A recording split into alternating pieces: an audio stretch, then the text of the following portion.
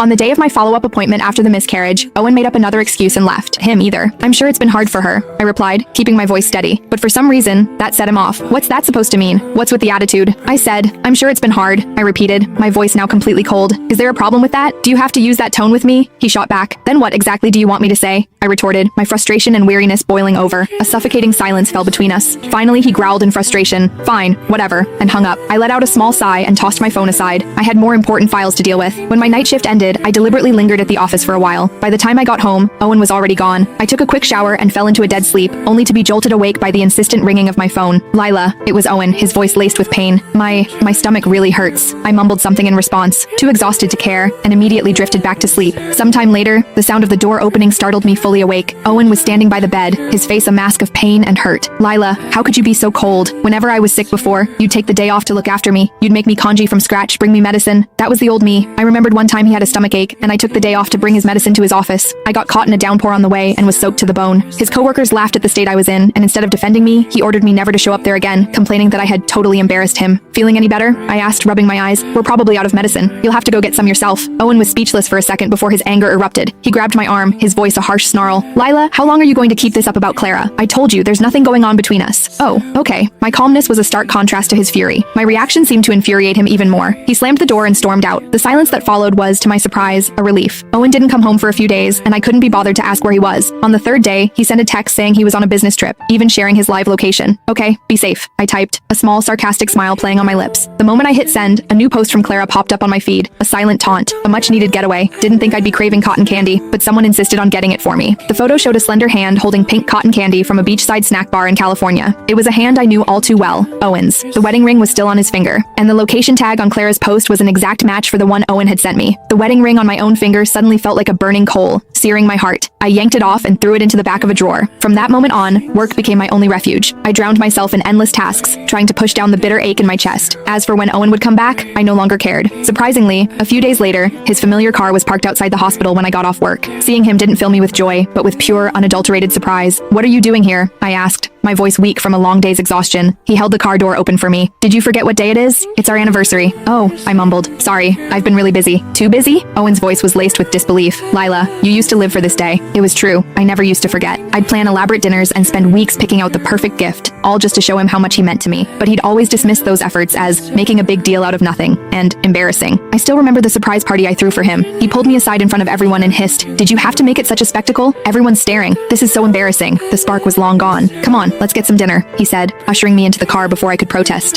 The silence in the car was heavy. He kept stealing glances at me, as if searching for the old warmth, but all he found was a cold, empty void.